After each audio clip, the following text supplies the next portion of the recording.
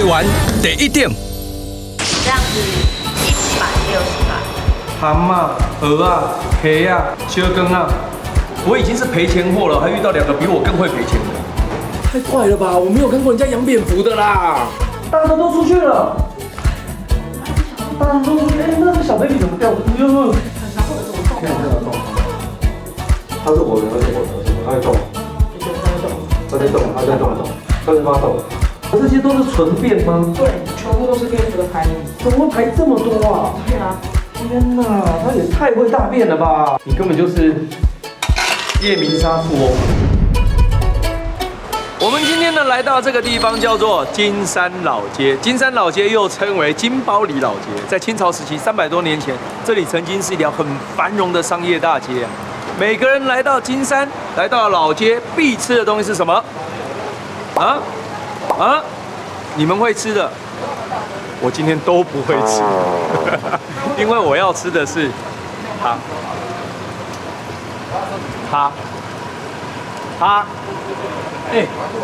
哇塞！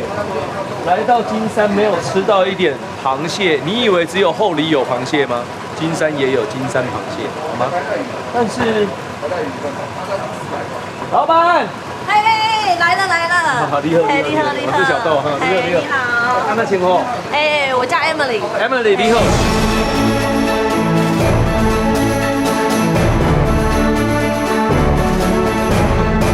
我想问一下哈，在金山老街上，从这里一路逛过来，都是一些名产，只有你家是卖生鲜的。对。但是你家的生鲜为什么？刚才龟讲呢，季节不对吗？季节对啊。那为什么只有这么少？对，因为我们都把它放在我们的蓄养池里面，所以我们就是今天要的就今天去捕获回来，这样子。对。新鲜嘛，对不对？新鲜。好，那我决定先跟你去捕获。好。OK， 走。走来。金山老街美食林立，各有特色，也各有拥护者。远近驰名的鸭肉，价格实惠，而且分量多；健康满分的地瓜，更是人手一袋啊。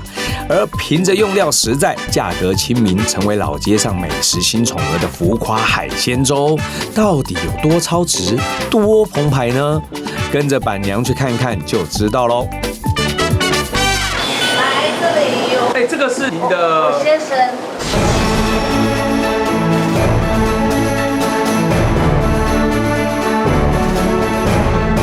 哇，那这个是什么？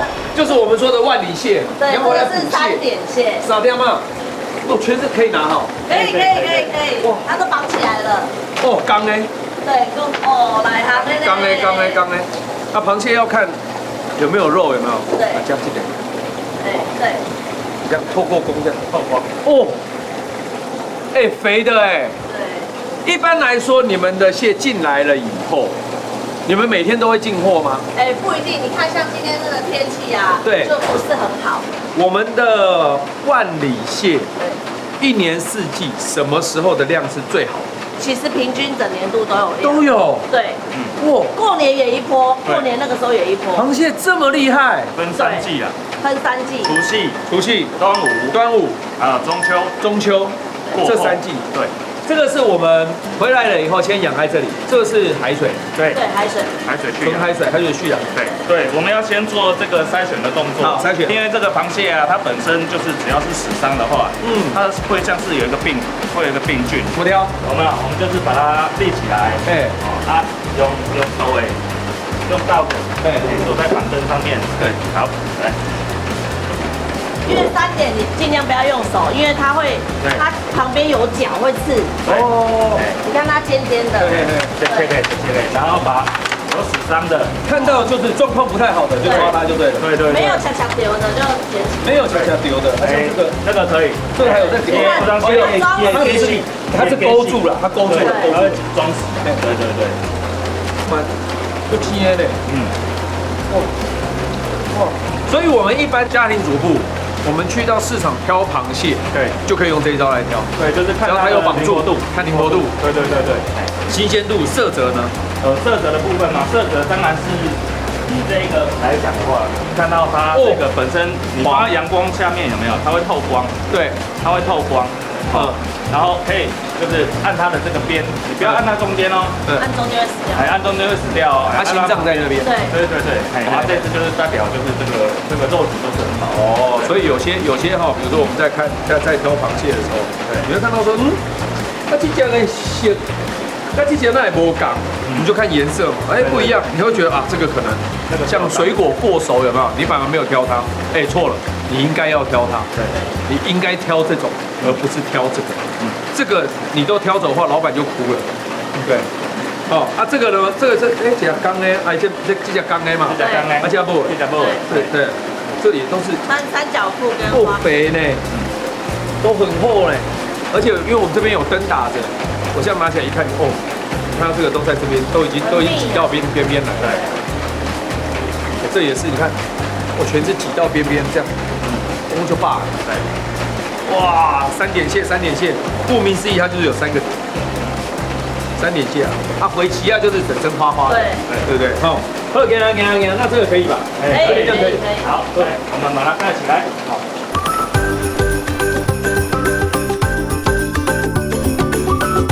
海鲜要好吃，新鲜绝对是王道。为了让客人随时都能吃到活跳跳的螃蟹，蔡大哥和金山万里附近的船家早已从买卖关系变成了好朋友。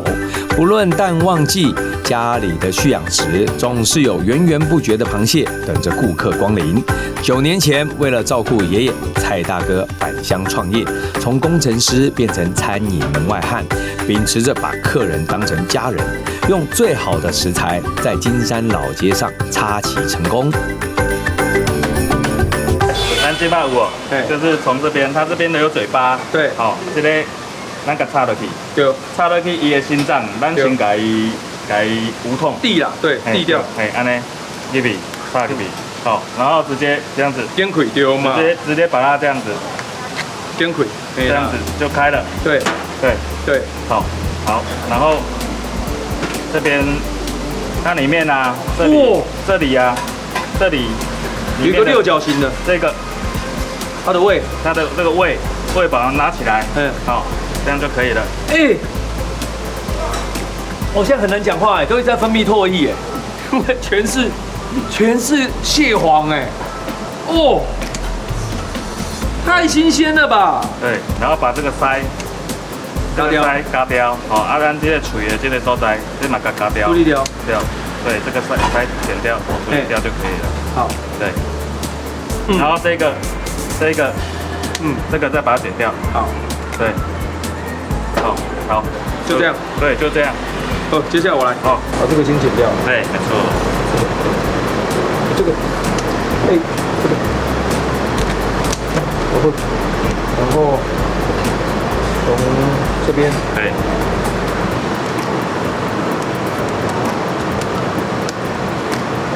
OK。这样。开来。哇，这个心脏在这边，哇，还跳，你有看到吗？哇呢，拉开来这样，好，把这先放旁边，先把它的胃囊取掉。哇，这个真的呢，这有些没有取到，还真的不知道这里面的这么脏，你看，要把它旁边刷一刷。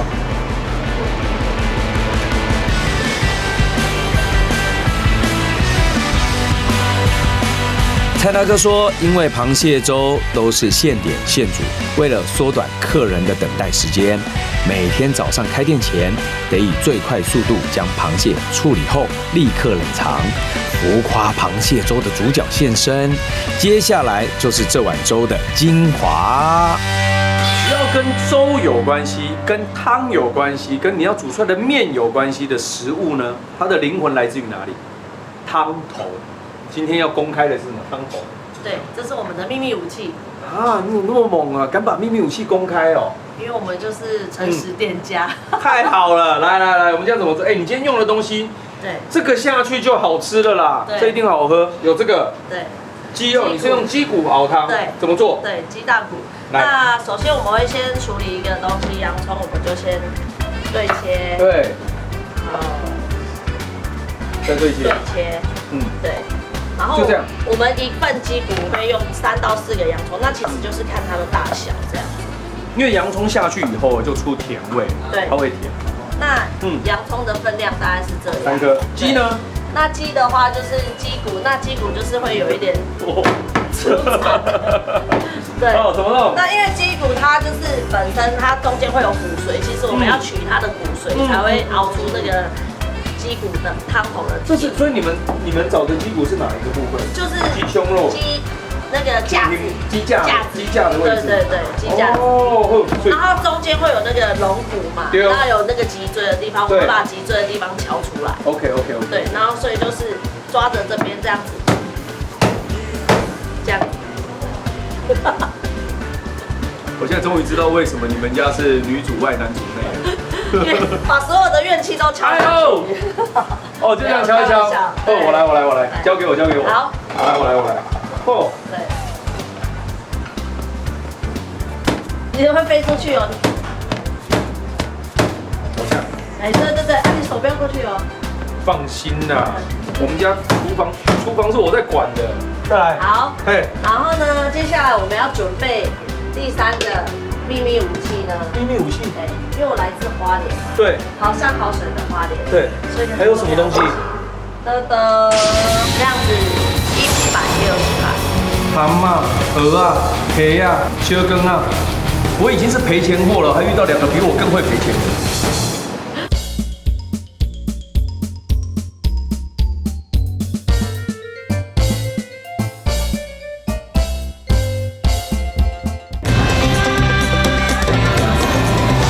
台湾第一点，花莲的黄金咸，这是河鲜呢。对，你把河鲜、海鲜跟陆地上的全部弄在一起，对，就除了空中的没有，鸡算吧，鸡算是空中，陆海空全有了。对，哦，陆海河溪流，哎，用这个再把这个加进去，对，加多少？加1碗。哎呦，这样，大概这样的分量。哎，我觉得你把你的秘诀公开了，没有关系，因为这个其实一般人其实不太会想到。你如果用鸡骨跟洋葱下去熬汤，已经觉得很厉害了。但原来还有加这个。对，这个是画龙点睛。哦。对，因为其实我们不只要它的汤跟肉，我们要它壳上面的锌。哦，锌元素。对，锌元素。锌。对。哇，这一碗喝完。对。你家千万不要离太远。来，去熬汤。大量的鸡骨和洋葱，加上 Emily 的秘密武器黄金咸，细火慢炖6小时的黄金高汤，不仅营养美味，更是鲜上加鲜。这锅集结了陆海空精华的高汤，直接喝就能回甘，再搭配海鲜煮成粥，怎么受得了啊？我想先问一下，我们的100元小吃是哪一个？这一碗。你说这样多少钱？这样子160块。太蛤蟆吧？哎，蛤蟆、鹅啊、黑啊、能席啊，哦，这叫什么？小卷、秋羹啊。这太夸张了啦，这么便宜哦。对。太佛了吧？你们是赚太多还是怎样？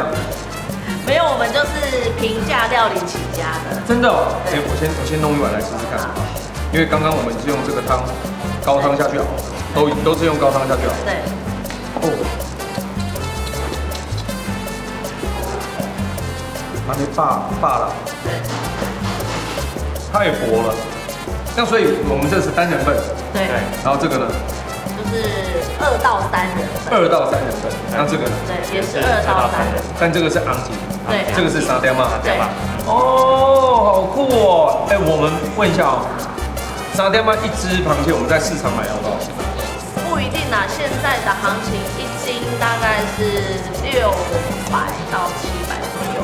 几只会一斤？那有大有小，有像我们这个尺寸大概4只1斤。4只1斤，一只就100多块。对，100多块。你这样这一碗多少钱？来问一下。我们有时候400多，有时候500多，像现在是530，因为有时候那个风浪大抓不好。就会价格就会高，我们还是会有时但是不管它的400多、500多，你怎么算好？就算500多好了，2只下去就占掉快300块了。对，它其他的虾什么，然后再食材弄一弄，对，怎么赚钱呢？这个怎么做我都不敢做哎，我觉得我已经是赔钱货了，还遇到2个比我更会赔钱的。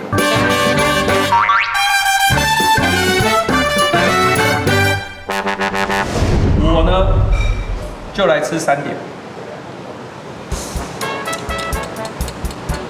哇，这个，哦，哦，阿妹啦，你看，哎呦，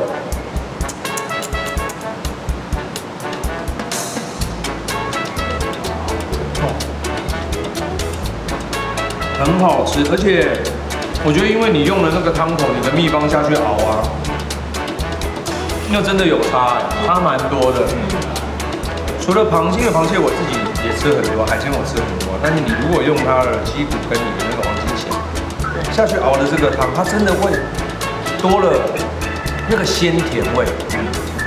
然后你真的，如果说我没有知道你加了这个样的汤头，我会觉得，这个甜怎么来的？会不会是用什么鸡粉啊之类的下去调？但现在我这样知道以后，好吃哎！那你这个米呢？你们是用生米下去煮的吗？我们是那个米先煮成饭，对，先煮成饭。对，然后饭呢，我们会泡我们的那个刚刚的那个鸡骨高汤，先泡过。对，把它泡到胖胖的，胖胖的之后才开始煮。哦，那这样一碗粥要煮多久时间？如果以这样来看的话，有螃蟹的这种要7分钟。蛮快的啊。那没有螃蟹的呢？没有螃蟹大概3分钟。所以你先把米先泡过了以后，汤的味道本来就有了，所以你再下去煮，它比较容易，而且它味道还不会跑掉。就算是你光吃它的米饭来说的话，对，我们的米也是有特别挑过。怎么挑？我就是花莲的小孩嘛，所以其实我都觉得就是故乡味的东西比较好吃。真的。对。不管你在外游走了多年，对，甚至你出去外面，人家说游子这件事情，最想要的、最怀念的那个味道，对，还是家乡味。对，那我们花莲米就厉害。对，花莲米是真的厉害。身为花莲女儿 Emily 严选来自家乡的好米煮成的饭，还得先浸泡高汤，让米粒吸饱汤汁，不但更入味，还能缩短煮粥的时间。超澎湃的海鲜粥，除了外表吸睛，也因为每个环节都蕴含着板娘的用心，满口鲜味，难怪让人停不下来。除了海鲜粥，就连搭配的小菜也吃得到板娘的好手艺。听说那都是你自己做的？对啊，都是我们自己手做的那个小菜，凉拌的小菜料。这样是解腻吗？对，因为就是都是清爽型的啦。从海菜来的？海菜也是我们这里的特色之一啊。海菜要很珍惜，海菜都是我们当地妈妈。对，海女潜水，在退潮的时候，水比较浅的时候，她是在下去跟大自然搏斗，对，采到了海菜。所以每次只要吃到海菜啊，我都会觉得很感谢跟很珍惜。赞。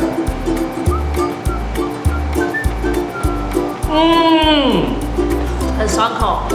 这个做法跟人家不一样。而且它会有那种脆脆的感觉。对。它不会过熟，熟到嘴巴的话就是休息。对。我要吃这个了。好，甜辣，这个也是黄金蚬下去做的，比熬汤的那个还要大颗。这也是我的爱。对。而且，为什么你腌出来的东西真的都比较有带了一种甜？你是加了什么？你用什么下去弄的？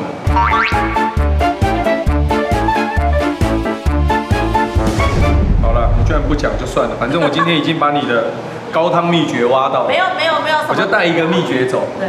哇，这咸辣好吃，真好吃。哦，好赞，感激不尽。蔡大哥夫妻对料理的执着，秉持着将客人当成家人，自己敢吃才卖给别人的决心，成就了这碗秀个短袜的海鲜粥。外表浮夸却不失美味，还有对顾客满满的诚意与心意，难怪可以在老街上异军突起，红不让。接下来带大家去一个很有福气的地方，听说住着一群娇贵的房客。Hello， 你好。哎，我来到这边，我听说你们这里有很娇贵、很福气的一个贵客在这边。对。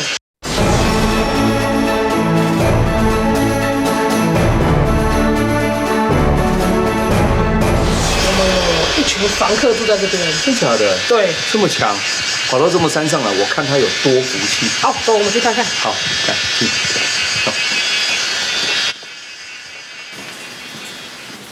你说什么房客？房客住在你们公寓房？对啊，他现在在里面。在哪边？有一群我们的房客，往那边走。往那边？对。这里？对。走进去，往这里面去。哪里？再进去。往前一点哦。好，你看我们左手边。左手。然后呢，不是养鸡哦。哎。跑到这个天花板。怎样？哦。这什么？这什么东西？我们的房客呢，就是有超级多的夜笛蝠、蝙蝠会住在我们的房间里面。你太快了吧！我没有看过人家养蝙蝠的啦。我这些都是纯便吗？对，全部都是蝙蝠的排遗。怎么会排这么多啊？对啊。天哪，他也太会大便了吧！你根本就是夜明砂富翁啊！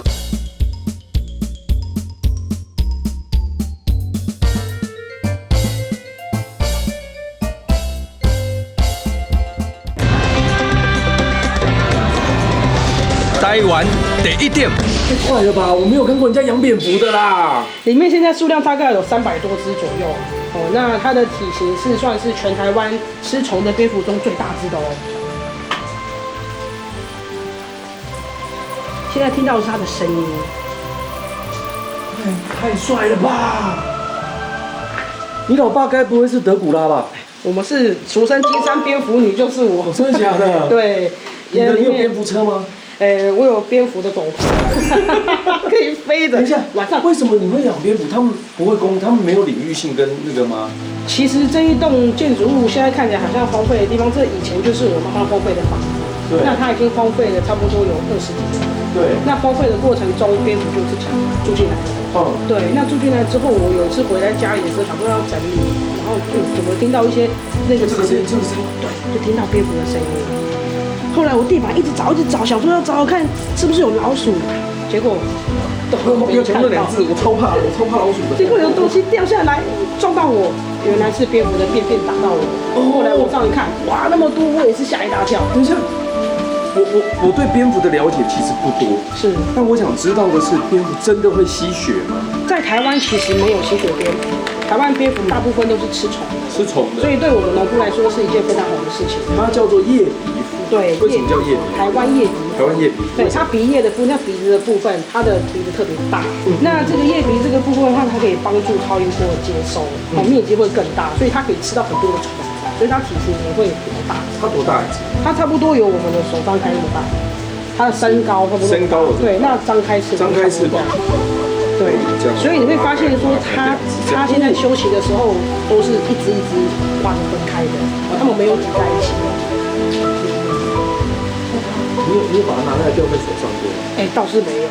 天花板上这群不请自来的房客，可说是婉婷家的 VVIP。除了提供专属房间，还加以研究和保护，成了全台湾第一个人蝠共存的蝙蝠栖地。每年5月到10月，叶鼻蝠会回归农场栖息停留。白天是他们休息的时间，傍晚天色暗了才会外出觅食。趁着这几小时的空档，婉婷要带我去农场逛逛，感受满满的福气。在山里就是时间多，所以你要干嘛？控制。发豆腰啊！你们真的蛮猛的，就是自己这样做，然后把窑都做起来。这个窑是我自己砌的。你自己砌的？用水泥跟砖自己砌的。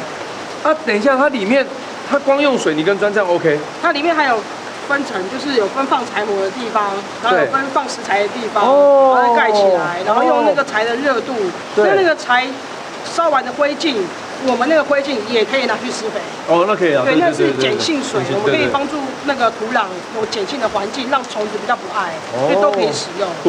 好，我们现在用的是什么？这是你们自己种的地瓜。对，我们的鸡蛋地瓜。啊，这尾是。这个是我们万里的山泉活鲈鱼。山泉活鲈鱼，它的肉质非常细致。对，没吃过。对，那它的话是出产于美人鱼山泉水产。OK。那这个是我们金山传统市场的土鸡。OK 啊。所以其实我们用的都是算在地食材。好啊。减少那个食物旅程啊。OK， 来。那现在就麻烦豆哥，我们要来帮我们的对鸡腌鸡肉。那这是我们的独门配方让闻闻看。有点中药的味道。好多东西在里面。大茴香、花椒、甘草，还有一些我们自己的配方。那这是盐巴，我们把它混在一起。混在一起。对，混在一起，用手抓，把它混在一起。好，没问题。然后呢？然后再来呢，就是我们要帮这只鸡按摩。好，按摩一下。来，我拿在这边，然后用手这样抓，帮它按摩。好，你这个烤进去里面窑里面烤，你是用什么包起来？那这个是用桶子直接吊起来。那你这样子会脆吗？我们是偏软，但是那个肉质偏嫩。然后翻过来，然后继续再撒。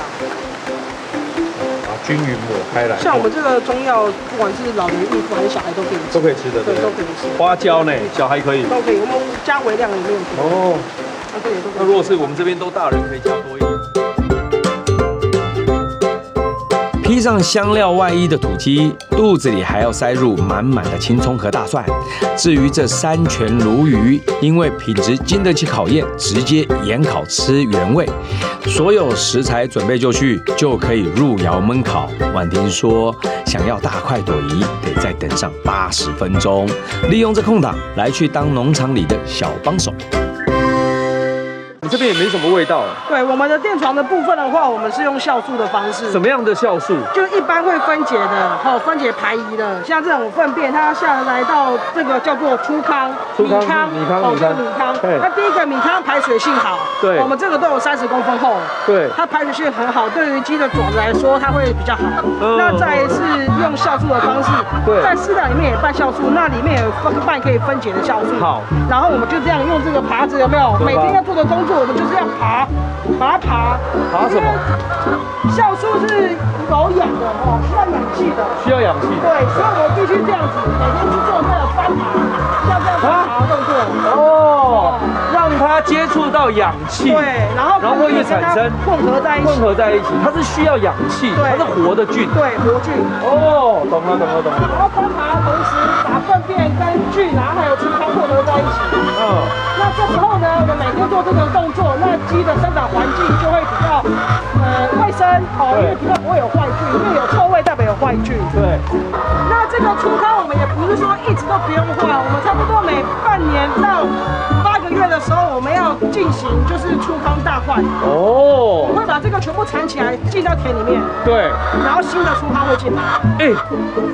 这蛮酷的它是一整个循环的。对，这些就成为我们的肥料。它进来以后，使用完它吸收完养分，它的养分了以后，你又没有毒的东西，对，又再回到土地里，它会变成土地的肥料。对，我们就把这个来继续种地瓜。哇，好酷！翻得差不多了，我们现在准备来捡鸡蛋喽。捡鸡蛋，给我最喜欢的环节来了，新鲜鸡蛋呢。你连这个你也在偷，你是在偷干哪了？下来了，好多！你们到底在做什么？他在这边怎么办？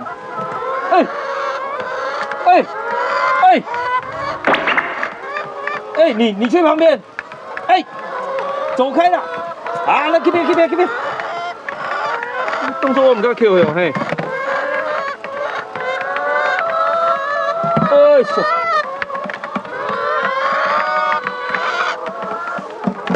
你不觉得他们很妙吗？他们这边一直偷你好，你们在那偷啥嘞？对呀。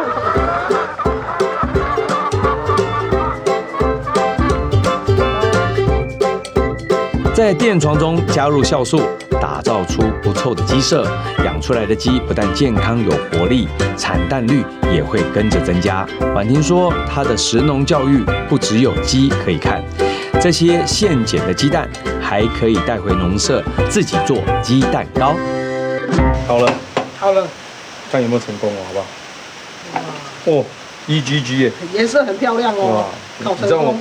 这里面呢，如果是你会挑哪一个？如果是我，看我们有没有挑一样？1、2、3比吗？1、2、3。大家都出去了。大家都出去，那个小 baby 怎么掉出去了？然后有什么状况？他是我的，他在动。对，他在动。他在动，他在发抖。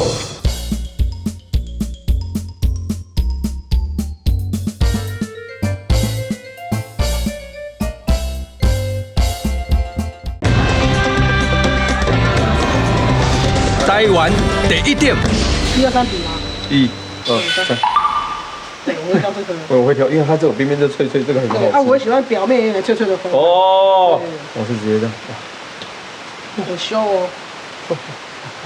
你拿那个。像不像花吗？真的很烫。好香哦！哇，香哎！那个蛋味很厚。哦，好脆，好酥哦！有很扎实的口感，这其实就可以吃得到鸡蛋的味道。哦，有哎，它有一个pan葵呀，哦，而且还有你说的那个咸甜的 feel。对，因为我们那个奶油，奶油就有那个咸甜的感觉。我发现有加鸡蛋的鸡蛋糕跟没有加鸡蛋的鸡蛋糕，就以往我以前一定吃过鸡蛋糕。有些鸡蛋糕你吃起来它就伤哎，对，那个可能就没有什么鸡蛋。对，它这个是，哦，你看，它这是扎实的，它里面是有鸡蛋的，它才会这样，看，哦，很绵密，没有什么比在大自然享受，这个更棒了。而且有的时候就是怎么讲，你辛苦的去绕了一圈。然后上来了以后，得到一个丰硕的果实，哪怕只是一个鸡蛋糕，你都觉得非常的完美。对。真材实料的鸡蛋糕，每一口都是浓醇香，吃着吃着都开胃了。我们的控油也该好了吧？哇塞，全是自给自足了哈。是呀。来，怎么？我们从哪个开始啊？来，我会建议呢，现在刚还没有吃这个比较重口味的之前，我们先来吃个鱼，香甜这个鱼。来，我们就要先把这个鱼的那个表皮先把它剥开。怎么弄？稍微把这样子，把这个鱼的部分，好像在吃什么香鱼哦。对，把它剥开，像这样剥开，慢慢的都把它剥开。哇！我天哪！对，真的把它剥开，看起来就很厉害。对，然后就可以直接山泉水来的上面的肉，对，直接吃这个肉。这，我直接先找到一块。哇，试试看这个。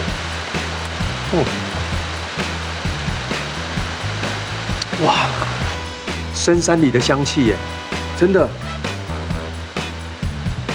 哦，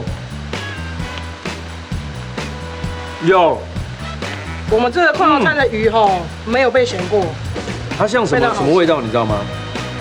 有吃过苦花的，因为苦花都很小，你把那个苦花的鱼肉感觉啊，那个香气放大，就是这个。对，好香哦，它有一个很特殊的香味，真的有够好吃的这个鱼。它不是粉掉的肉哦，它那个肉的感觉，它不会说像西鱼有没有？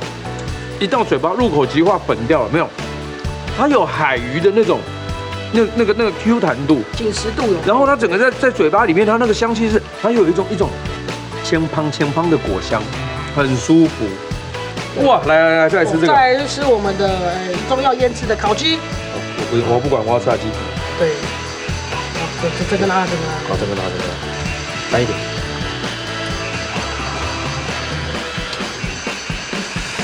好像这个。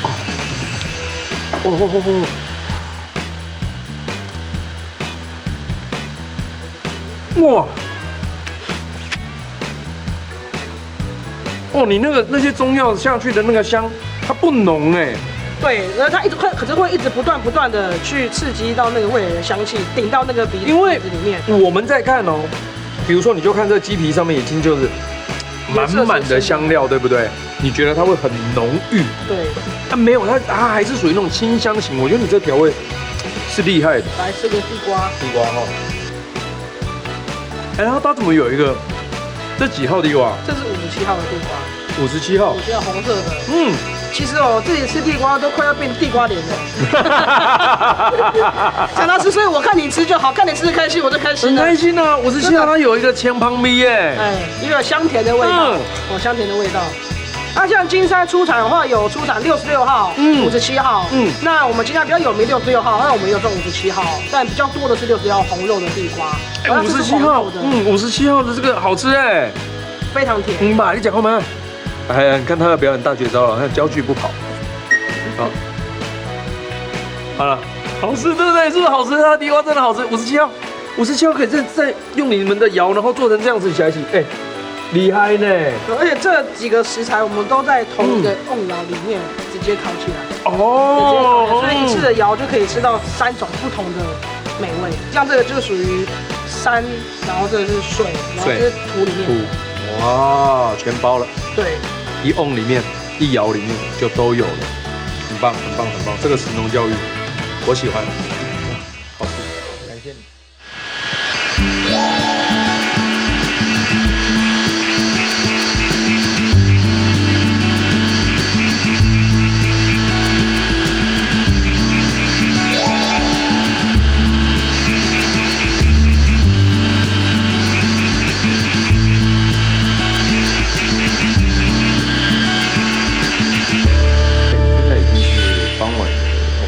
7点，对，所以他们大概什么时候会像刚刚那样会开始陆续的飞出去？他们其实，在接近夏天的时候跟接近秋天的时候时间不太一样。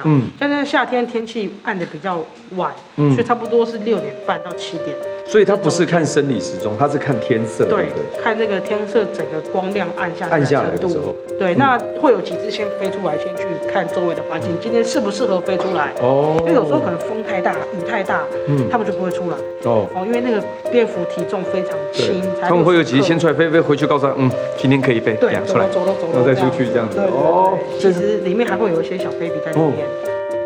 所以大的都出去觅食了，有些还带着，那有些留在这里，然后有些就带小的就放在这边，对，就他们就自己在够大，他自己可以吊得住的，对，里面就有发现一只小蝙蝠，蛮小只的。那他们出去以后，你现在是帮他清晒吗？对，我们要来铲。你真的是保姆哎哈。对，我要铲排，因为这个排大有用处哦。真的吗？我们可以拿来施肥。还有嘞，施肥。那这些排呀，我们还可以，因为我们这本在做一些食农教育的部分。对。这个排里面呢，我们可以去找找看有没有蝙蝠吃剩的昆虫残骸。我们可以给这一个小朋友们看。懂了。所以呢，我们还要准备这个培养皿。那等一下呢，我们就要找它到底是吃什么食物，我们要把它放进来里面。等下。我推着推车进去看一下吧。走。因为里面还有一些小蝙蝠哦，所以我们要小心一点。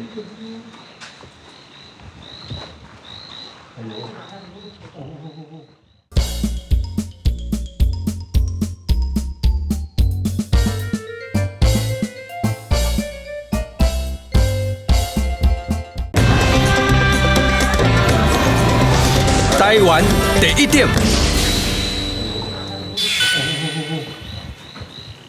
哇，它下面好多，其实都是一些虫哎。对，有翅膀，有虫的翅膀。像是蟑螂找几个比较，它这个都蟑螂不是吗？小的。对，有蟑螂的片。壳啊什么的，萤火虫。然后我们再去看一下，找一个比较清楚的翅膀。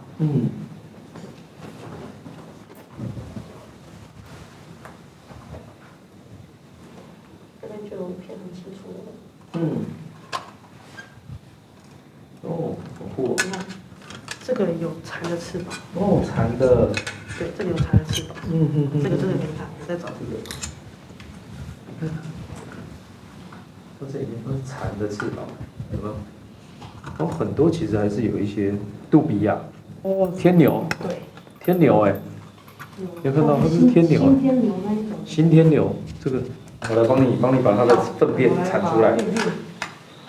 哇，一些出来吃。其实蛮多，这些都是纯便吗？对，全部都是蝙蝠的排遗。怎么会排这么多啊？对啊，还有一些土哎，还有一些昆虫的残骸。不是，我以为是土哎。有些竟然推车里面施肥。哎，这个满满的都是什么？你知道吗？这是什么？你知道吗？中药，这叫夜明砂。等一下，这边你要全部清干净吗？哎，我今天差不多用1车的量。哦 ，OK，1车的量。然后等到他们10月份去避冬的时候，我会才把这边全部清掉，才会变大扫除。对。那你这个可以清掉几车呢？你有没有统计过？哦，麻布袋可以清好几个麻布袋哦。真的、哦？差不多有10到15个麻布袋。这些全部都是纯便吗？对，全部都是。全没有土？没有土，都没有。对，因为我们底下是水泥房间啊。所以也就是说，当他们4月清明前后要回来前，这里是干净的。对。然后等到他离开前就会变这样。水泥地板。然后他们来这边，现在只是他们回来没有多久而已。他陆陆续续都还会再一直增加。天哪，他也太会大便了吧！你根本就是夜明砂富翁啊，是不是？婉婷说，每天晚上这些蝙蝠会出门吃掉跟自己体重相当甚至更多的昆虫，因此园区农作物从不喷洒农药，将除虫的责任交给叶鼻蝠，他们是协助农场除虫的得力小助手，而他们的粪便也成了对农作物有益处的肥料。哦，天哪，铲屎官哎我今天根本就铲你看上面大的都出去了，大的都出去那这小 baby 怎么掉的？踹掉妈！我被他吓到那只小的你看。对，好几只小。不是，它都倒挂在那边，它都不动它是活的吗？活的，你看看。啊？不够高够高吗？你不要碰到它。有时候朋友可能有一些状况出现，就是比如说妈妈飞出去，结果妈妈被天敌吃掉。对。那这些小蝙蝠1年就是妈妈只会生1只小孩。对。那其他的蝙蝠母性也不会照顾其他的小孩，很常会有这种状况。看一下它状况它是活的，它在动。对，它在动，它在发抖。哦，这些小只直接就掉在这边好了，不要太打扰它，我怕它这原来安静的环境被我们惊吓到。那这些蝙蝠的话，现在5、6月就是妈妈生小孩的时候，那小孩慢慢长大，差不多7、8月，他们就会慢慢开始练习飞行。那怎么练呢？他们通常的话会在，比如说树干跟树干比较近的，他们会来回飞行练习。那偶尔的时候，他们也会飞到2楼，我们做鸡蛋糕的外面那边，他们也可能在那边飞来飞去。那妈妈一定会在周围。妈妈一定会说，万一说它不然掉下来，妈妈会叫它抓。对，因为会有天敌，它会有很多的天敌，像老鹰、猫头鹰、蛇跟野猫，这些都是它的天敌。所以这些妈妈们还很顾着、很保护自己的小 baby。好帅哦！它真的是帮助我们农场非常多的忙。其实以前的蝙蝠就有时候，我今天这样认识，我在觉得它会不会就是被污名化，觉得说蝙蝠的粪便带有病菌，蝙蝠本身带有病菌，然后你因为当然没有人要吃蝙蝠，好不好？你就不要想说要去吃蝙蝠这件事情，就是它原来其实它身体也是干净的，它吃的都是昆虫。像它吃的这些，我们今天看到它拍，它都是昆虫，要不然它的粪便怎么可能变成重要的一部分？它吃的都是昆虫类，所以可能以我们这样叫做以叶鼻蝠来说的话，其实它对你来讲，它对你有很大的帮助。对它其实蝙蝠对农民来说都有很好的帮助，只要在生态很好的地方，都可以看得到有蝙蝠的存在。那它不一定说是像我们这样子特别有一个房间，有些可能是在树上或荒废的建筑、荒废的洞穴都有可能。那其实因为蝙蝠的身体构造，会就是它整个的这个身体的习性，那可能是昼伏夜出，大家对它比较没有那么了解。那有时候随着就是科学一直不断的进展，那很多的专家学者在研究这方面的知识。那到底是不是蝙蝠实际上有科学证据证明说它真的对我们人类有很大的影响？事实上，像我们这样子在这边生活来说，对我们来说是没有影响的。你也不用跟它有太亲密的接触，它就做它的，对，当你的。就是大自然有大自然的一个循环，有它的生态。那我们人类能做的就是我们好好的去照顾这样的生态，不去做破坏。对，我觉得这个是蛮重要的，我们只要不破坏，好好的让永续的发展其实好。对。没想到它的粪便还可以当成是很棒的肥料嘛，而且还不会肥死。蝙蝠是世界上唯一真正会飞行的哺乳类动物，在传统中华文化中，蝙蝠也是福气的象征。每年5、6月是叶鼻蝠的生殖期，它们在这里繁衍后代，直到10月底便会离开园区避冬，等待明年再次回归这个与它们和平相处的福气宝地。